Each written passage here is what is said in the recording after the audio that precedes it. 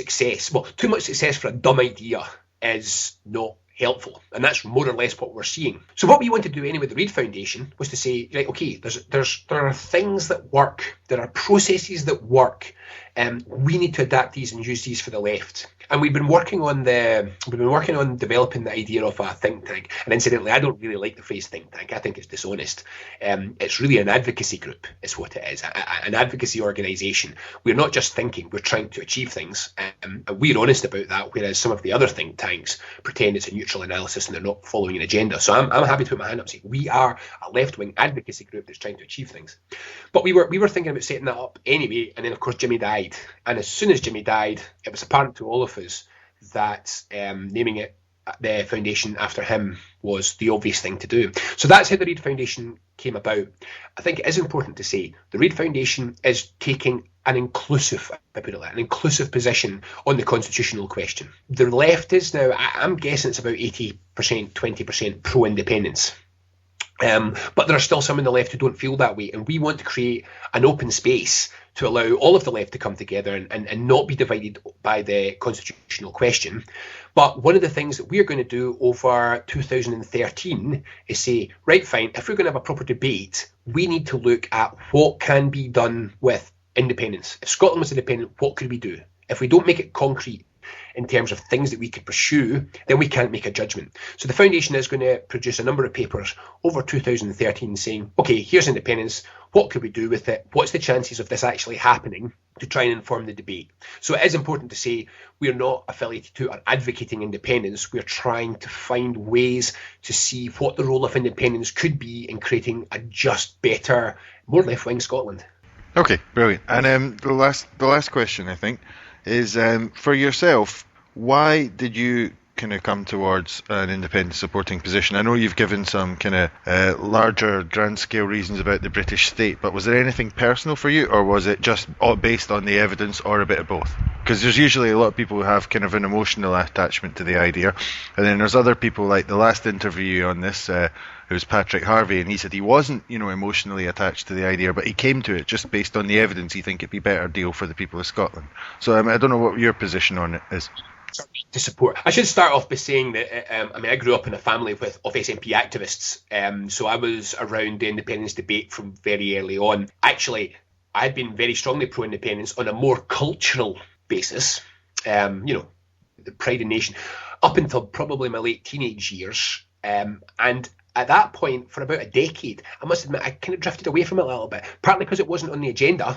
We weren't going to get independence in that time, and partly because there was this process of achieving a Scottish Parliament and then shaping a Scottish Parliament. And so for a decade, I thought, for 5 years, let's make sure we get this Parliament and make it as strong as possible. Then for 5 years after that, let's try and make this Parliament work as well as we can. And then you come up against the difficulties, the problems. But this is a really important point, because you were asking me questions in terms of the structure of politics, and I was answering in terms of the structure of politics. That is by no means the reason, the extent of the reasons why I believe in independence. I'm a generic believer in the benefit of small nations, of smaller entities.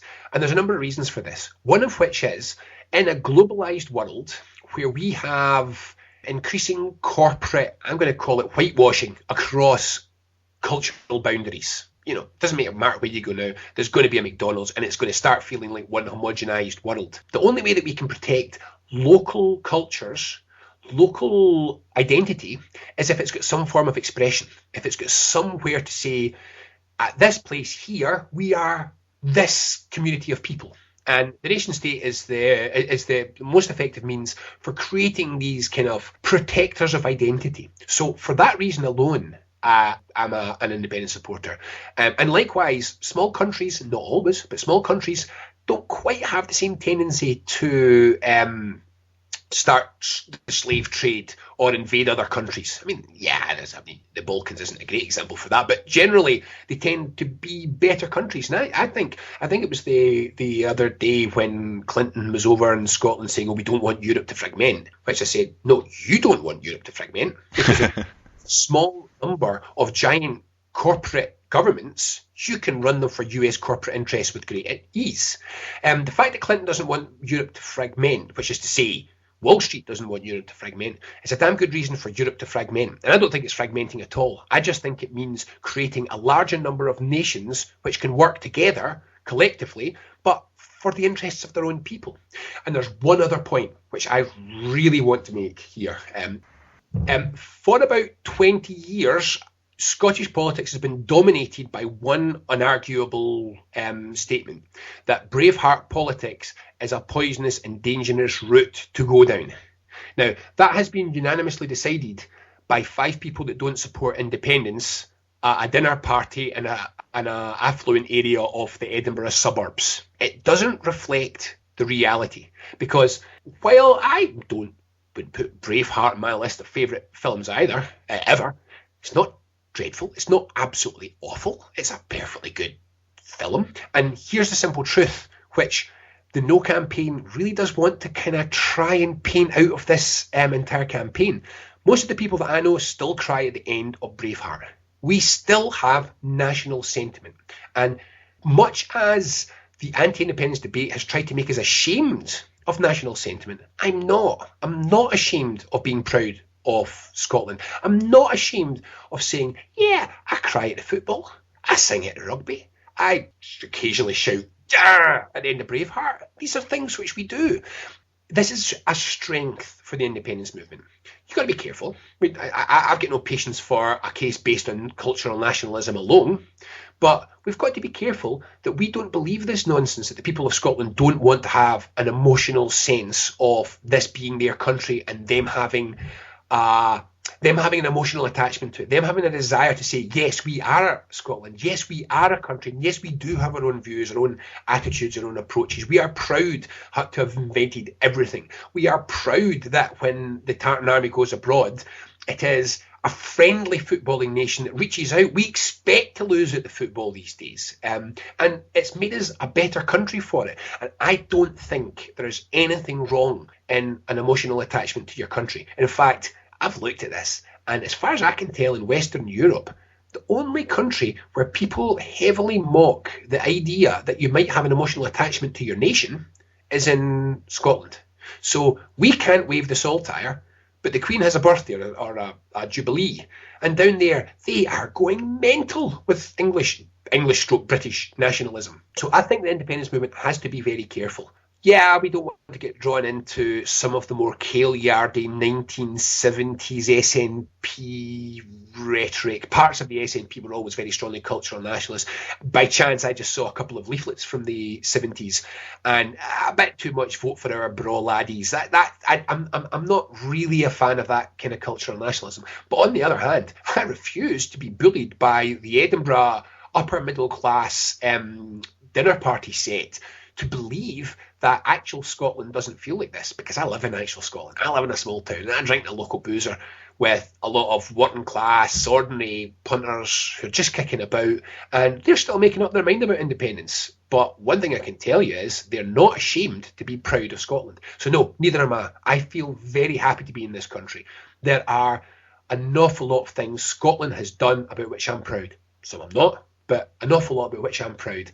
I believe that we protect national cultures, and I believe that we should be proud of our national culture. I have no difficulty of saying, even if it wasn't political, I would still vote for independence, because I just believe it's better to say, here's my identity, and I want to be able to shape my identity. I want to be able to talk about my identity. I want to be able to create a focus for our national culture, and I just think independence is a better way to do that. We should be proud of our emotions. It's a great way to make decisions, despite what everyone says. Emotions are a good way to make decisions. They work. That's why we are programmed to follow our emotions. And as a strategist, I'll warn people, if we walk away from making an emotional case on independence as well as an intellectual case, we're missing half the argument.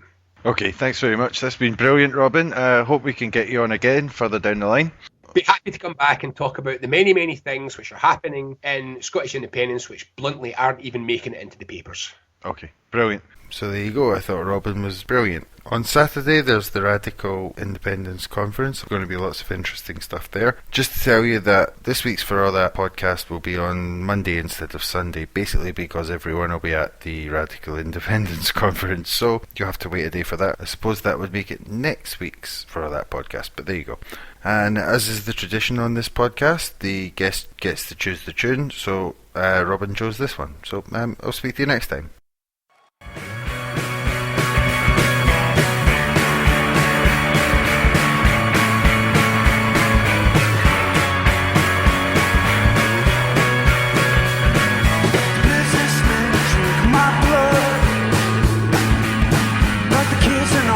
Said they would, then I guess I'll just begin again.